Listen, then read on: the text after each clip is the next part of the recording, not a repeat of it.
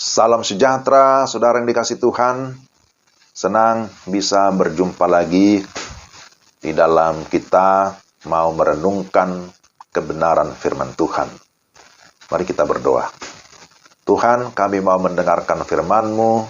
Kami mohon Roh Kudus kiranya membuka hati dan pikiran kami, memberikan hikmat dan pengertian, sehingga kami dapat memahami firman-Mu dengan baik. Dalam nama Tuhan Yesus. Amin. Kisah Para Rasul 11 ayat 28. Seorang dari mereka yang bernama Agabus bangkit, dan oleh kuasa roh ia mengatakan bahwa seluruh dunia akan ditimpa bahaya kelaparan yang besar. Hal itu terjadi juga pada zaman Claudius. Kisah 11 ayat 28. Saudara yang dikasih Tuhan, saya beri tema orang Kristen tanggap bencana. Orang Kristen tanggap bencana. Kristen artinya pengikut Kristus, itu secara arti kata. Istilah Kristen pertama kali disebutkan dalam Kisah 11 ayat 26. Di Antioquia lah untuk pertama kalinya murid-murid itu disebut Kristen. Bagi orang yang tidak percaya Yesus Kristus, awalnya sebutan Kristen itu menjadi bahan ejekan karena dianggap tidak populer, hanya merupakan komunitas kecil, bahkan dianggap sebagai sesuatu kelompok yang sesat oleh para ahli Taurat dan juga orang Farisi. Karena orang Farisi, ahli Taurat atau orang-orang Yahudi merasa diri mereka lah yang paling benar. Namun sejarah membuktikan bahwa kekristenan sangat berkembang pesat sampai dengan saat ini. Apa esensi menjadi Kristen? Tentu yang paling esensi adalah iman yang sungguh-sungguh percaya dan terima Yesus sebagai Tuhan dan Juru Selamat. Itu yang paling mendasar.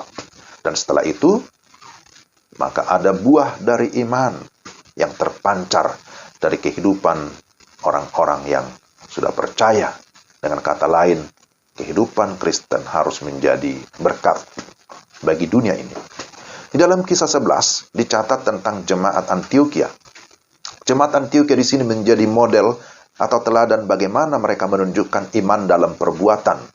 Jadi bukan hanya iman saja, tapi iman yang disertai dengan perbuatan. Disebutkan bahwa pada zaman Claudius memerintah di Kekaisaran Romawi, terjadi kelaparan yang dahsyat. Dan yang paling parah itu terjadi di Yudea. Tentu Yudea masih dekat dengan Yerusalem. Kelaparan karena kegagalan panen sehingga banyak orang yang mati kelaparan. Ini adalah bencana yang serius. Apa yang dilakukan oleh orang Kristen secara khusus yang ada di Antioquia? Yang pertama, mereka tanggap, melihat, dan bukan hanya melihat, tapi juga merasa bahwa masalah orang di Yudea itu juga merupakan masalah mereka. Saudara-saudara, ini menyangkut cara pandang. Orang percaya harus melihat bencana sebagai masalah bersama, bukan hanya masalah orang yang di sana. Termasuk situasi sekarang, ada masalah pandemi ini. Pandemi COVID-19 atau COVID-19, itu bukan masalah pribadi, bukan masalah perorangan, bukan masalah kelompok, bukan masalah pemerintah, bukan masalah Satgas, Satuan Tugas COVID, bukan masalah para medis. Tapi ini masalah kita bersama, yang harus kita tanggapi secara bersama-sama, saudara-saudara. Ini hal yang sangat penting. Tapi yang kedua, orang-orang Kristen menunjukkan kepedulian, bukan dengan komentar, tetapi dengan tindakan nyata. Sebagai orang Kristen, maka jemaat Antioquia ketika mendengar bencana, mereka tidak hanya tinggal diam, akan tetapi langsung ada action, ada tindakan. Di dalam ayat 29, Kisah pasal 11 disebutkan, lalu murid-murid memutuskan untuk mengumpulkan suatu sumbangan sesuai dengan kemampuan mereka. Lalu apa yang mereka lakukan setelah mengumpulkan? Apakah disimpan, ditimbun? Tidak. Mereka menyalurkannya, mengirimkan kepada saudara-saudara yang diam di Yudea. Dan Paulus dan Barnabas menjadi relawan untuk meneruskan bantuan itu kepada para penatua, kepada para pemimpin yang ada di Yudea, yang selanjutnya diteruskan kepada anggota atau kepada orang-orang yang membutuhkan. Ya, di dalam ayat 30 itu dicatat. Jadi mereka memberi sesuai dengan kemampuan mereka masing-masing. Bukan dengan terpaksa. Tapi mereka memberikan dengan sukacita, lalu mengirimkannya. Jadi saudara-saudara, bahwa Tuhan memberkati kita supaya kita juga menjadi saluran berkat. Menjadi saluran berkat. Kita mau menjadi berkat dengan cara bagaimana?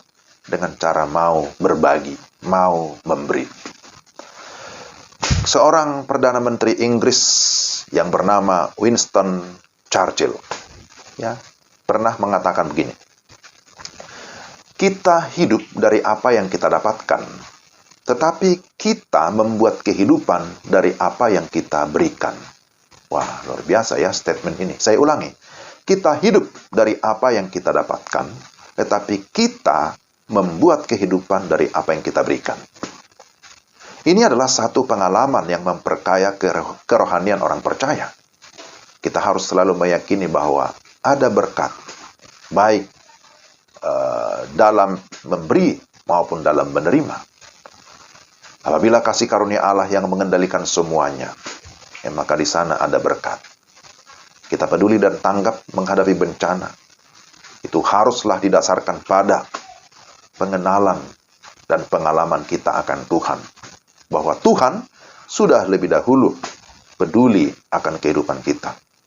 Dia selalu tanggap atas segala masalah kita.